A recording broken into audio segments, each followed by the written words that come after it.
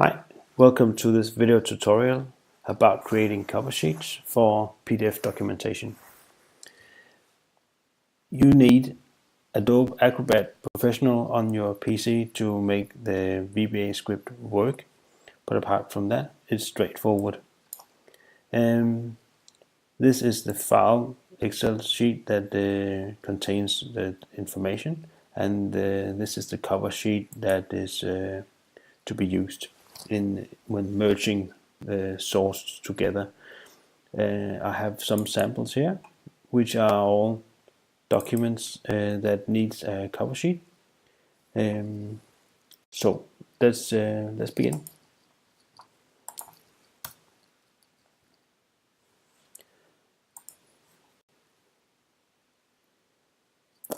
This is the Excel sheet with some sample information. The project name goes in this box, and the template name is for this field. So your Word cover sheet template needs to have, well, you put the name in here of your Word document. Then the information in the rest of the columns are basically extractions of your documentation. A few fields are calculated. That could be number of pages, which is basically just the number of sheets in your original document plus one. And then the RDS display name, which is also part of your cover sheet, is a concatenation of several fields. It can be edited in here if you want something else. It's very important to note the original file name of your documentation, as it is used here to pick out the correct document for merging with the cover sheet when it's generated. It is possible to give the document a new name when it's saved, and that could also be a concatenation, but make sure that the extension, the .pdf extension, is part of the file name. Apart from that, I would recommend that you put your files in a source catalog, and you put your output in an output catalog. This is a lot easier to make sure afterwards that you have the correct numbers, so the quality is intact. Also, the temporary files could be put into a temporary catalog. It's not mandatory for any of these to be represented, but it makes it a bit more clean. Now, if you mark a row, you can hit the Create Cover Sheet button, and the cover sheet will be created. Your Word will open, and you may have to accept execution of macros. So the source files were here. The temporary files have been created. They are not the result, it's just a temporary document. And the output has been placed in the output folder. So one cover sheet, including all the information that is required. This is the RDSPP number, which is the concatenated RDS display column. And then you have your documentation. Yep. So it's also possible for you to do more than one.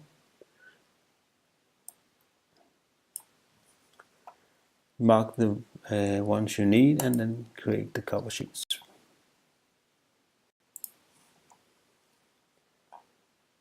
We can see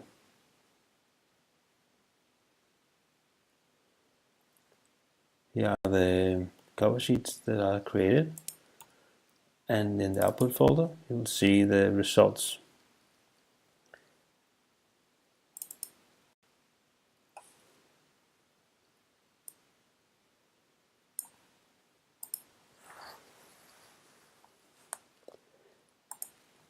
if you want to replicate the structure of your original package, it is also possible. Then you would add a backslash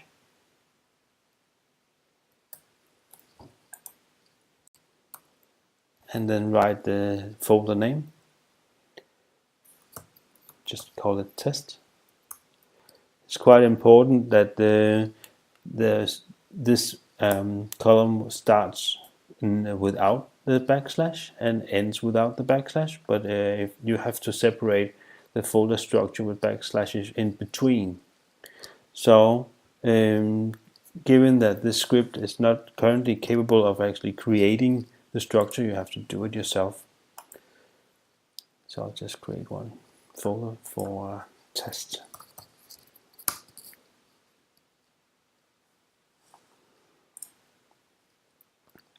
Mark the documents required and then create the cover sheet.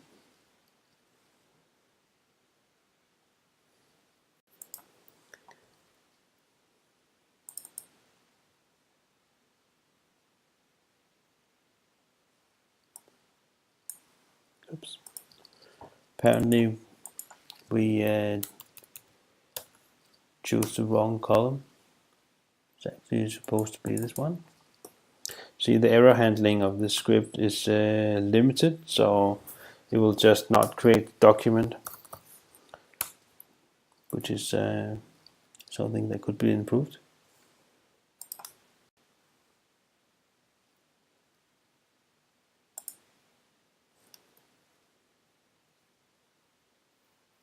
There we go. So, apart from that, it's quite important that if you create new file names, you have to make sure that this new file name does not contain any legal characters like slashes or colons or exclamation marks of any kind. That will not, the script will simply not do these files. Apart from that, it appears to be quite robust. I hope you enjoyed the video. Thank you very much.